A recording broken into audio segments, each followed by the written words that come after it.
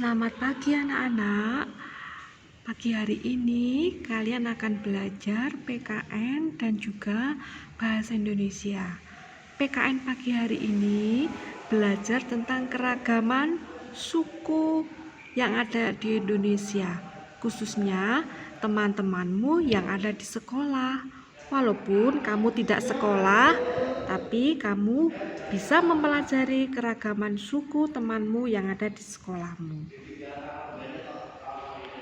Nah, keragaman suku teman di sekolah, bagaimana sikapmu? Yang pertama, kamu harus tetap bersikap ramah. Yang kedua, jika mengajak berkenalan, gunakan bahasa yang sopan. Yang ketiga, pertanyaan yang kita ajukan harus bersifat umum, seperti nama, asal daerah.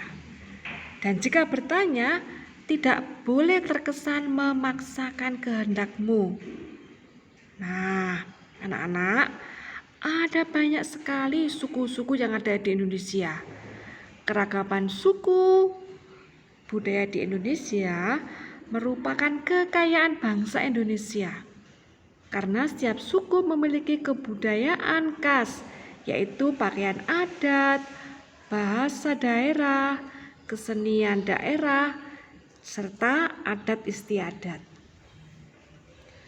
Nah, kemarin ini sudah kamu kerjakan sepertinya ya, memasangkan daerah asal dan suku asli.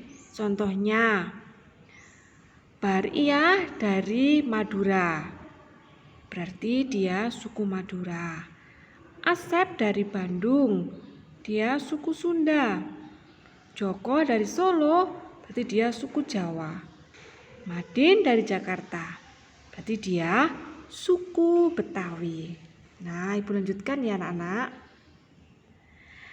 Terhadap segala kerukunan suku dan budaya di Indonesia, kita harus saling menghormati. Saling menghormati merupakan kunci kerukunan hidup yang menciptakan persatuan. Nah, anak-anak, kalian bisa mengerjakan nanti ya. Sekarang Ibu lanjutkan dengan bahasa Indonesia, yaitu menulis kembali isi fabel. Nah, apa yang harus kalian tulis? Ini ya, menulis kembali isi cerita dari fabel. Hal-hal yang perlu kita simak saat menulis isi fabel yaitu nama tokoh atau jenis hewan yang digunakan dalam fabel tersebut. Yang kedua, sifat masing-masing tokoh dalam fabel. Yang ketiga, peristiwa yang terjadi dalam fabel. Sebenarnya yang keempat ini ada kapan peristiwa itu terjadi ya. Sebenarnya ada tambahan lagi yang keempat itu kapan peristiwa itu terjadi. Oke ya, Ibu lanjutkan ya anak-anak. Nah, informasi yang dapat kita tulis setelah membaca fabel. Judul fabel misalnya persahabatan antara gajah dan tikus. Yang kedua, tokoh dalam fabel itu ada gajah, ada tikus, ada badak. Masing-masing dari tokoh itu memiliki sifat atau watak. Misalkan, gajah itu sifatnya baik hati dan bertanggung jawab. Tikus sifatnya mudah marah, tapi dia juga pemaaf. Badak sifatnya bijaksana. Nah, ini peristiwa yang terjadi dari cerita tadi. Tikus marah kepada gajah karena gajah secara tiba-tiba bersin dengan sangat hebat, sehingga membuat barang dagangan tikus berantakan. Dan tikus pun terpelanting. Hahaha. Lucu sekali. Nah, tapi gajah merasa bersalah.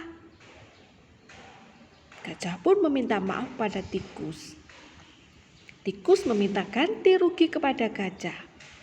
Kemudian badak menjelaskan bahwa gajah bersin dengan tidak sengaja karena adanya bau bunga dagangan tikus. Tikus pun juga merasa bersalah, anak-anak. Akhirnya, tikus dan gajah saling meminta maaf.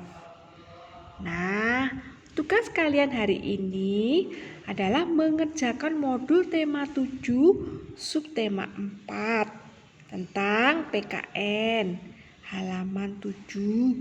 Dilanjutkan, kalian mengerjakan buku tema 7 halaman 207 sampai 208, nomor 1 sampai 5.